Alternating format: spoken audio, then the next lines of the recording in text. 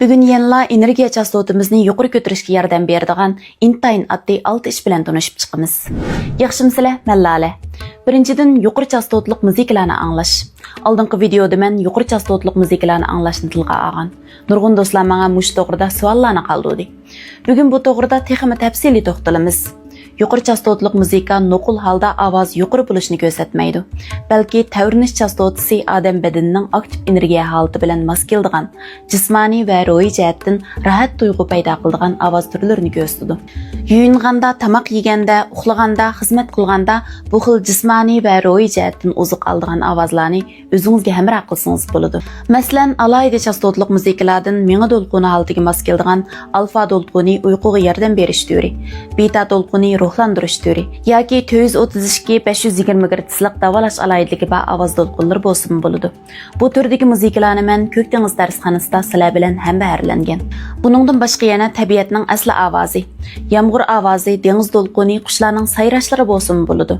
Ko'zni yumib ochguncha sizni eng ozoda holatga qaytarib keladi. Hozirgi zamon naqshlarida nurg'un xazinalar bor. Yenik, melodiyasi yengil, naqsh teksti quyosh nuridak illiq bo'lgan naqsh muzikalar kayfiyatni bevosita yuqori ko'taradi. Jismoniy va ruhiy jihatdan vositalik holda aktiv energiya qo'shadi.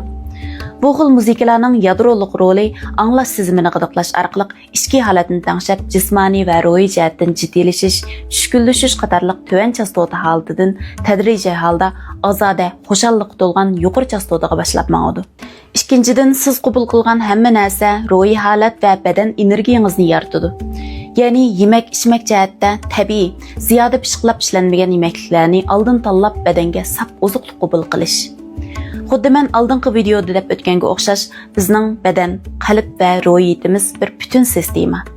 Sizning badan sog'lomligingiz uchun xizmat qilgan narsalar ruhingiz uchunmi albatta xizmat qiladi. Uchinchidan, har kuni saharda yolg'iz turish. Bu ichki kuchni uyg'otadigan mo'jiza payti.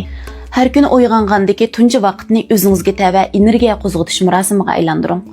Yan telefonning uchuridan vaqtincha yiroq turib 10 minut chiniqing yoki meditatsiya mashq orqali qalbingiz bilan ulaning va yoki yoziq orqali hozirgi o'y xiyollaringiz va shu kungi tava go'zallikni xotirlang. Bu yolg'iz turgan vaqtingiz vaqtni isrof qilganlik emas, balki butun bir kunlik holat uchun energiya to'liqlash. To'rtinchidan, og'rinishni azaytish.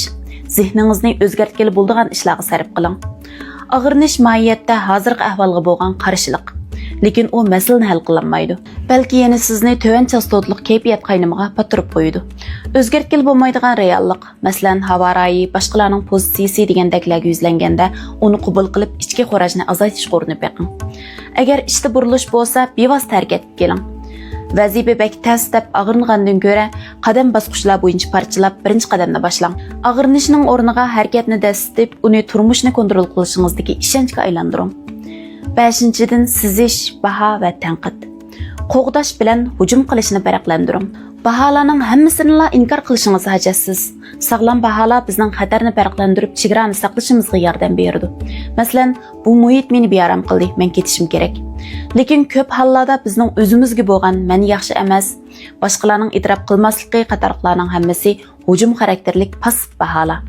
Baho tanqidlar ko'tarilganda bu o'y xiyol meni qo'g'davatamdi yoki bir-birimizga ziyonkashlik qilyaptamdiq deb o'ylashni sinab beqing.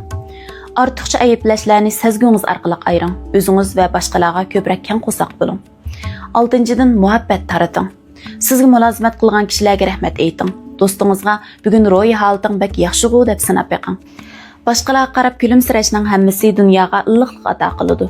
Buningda ikkilanishingizning hojati yo'q. Siz tashabbuskorlik bilan ko'ngil bo'lgan, rahmat aytgan va baxt tilaganda bu energiya oldi bilan o'zingizni oziqlantiradi. Bugungi mazmunni yoqtirishingizni umid qilaman. Kelarki sonda davomli huzuringlarda bo'ladi.